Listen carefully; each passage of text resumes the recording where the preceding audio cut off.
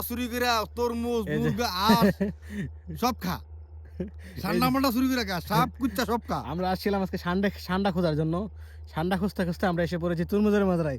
তো এখন আর তুরমুজ খেতে কেউ নাই, সন্ধ্যাবেলা সবাই কাজ কাজ ছেড়ে বাসায় চলে গেছে। তার জীবনে ফার্স্ট কোনদিন খানা খাই নাই। তো এই সে- জীবনে তার বাবার কথা তো খাইছে সে- তরমুজ। সে তুরমুজ চুরি করে খাওয়া শুরু করে দিছে। এটা কোনো কথা? ঠান্ডা পাইছে না, এই জন্য তুরমুজ খাইবা? ভাই আমরা কমেন্টে সবাই লিখে দেন ভাই সে একটা আলিবাবা চোর তরমুজ চোর। মোবাইলটা দে। ভাই আপনারা সবাই লিখে দেন ভাই সে একটা চোর আলিবাবা। এটা কোন কাজ হলো?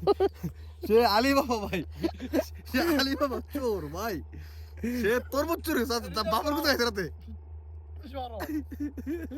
গেঞ্জি স্যার। আমার উপর মতো।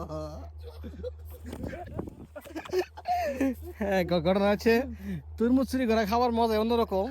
তার মধ্যে দেখেন এই যে তরমুজ কয়টা খাইবো আপনারা? বাংলাদেশের শ্রেষ্ঠ চোর মাছ চোর। হ্যাঁ, আগে মাছ চুরি করে খাইতো। বাংলাদেশে আলু চোর, মাছ চোর, তারপরে তরমুজ চুরি করতো, পেঁপে চুরি করতো। সে আগে যদি মানুষের মাছ ধরতো মাসে ডুলাতো চুরি করে লয়ে পড়তো।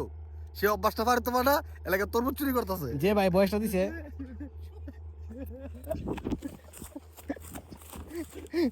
এমনকি তার বলছে তার কালা নূর কথা কথা নূরের দেখেন নূরের বাতিজা এটা ঠিক আছে। হ্যাঁ দেখান দেখো নূরের বাতিজা নুরুর কাছে মাছ চুরি চুরি করে নুরুর কাছে ব্যস্ত। হ্যাঁ বাড়িছে কলাকান্দি কিরাকান্দি।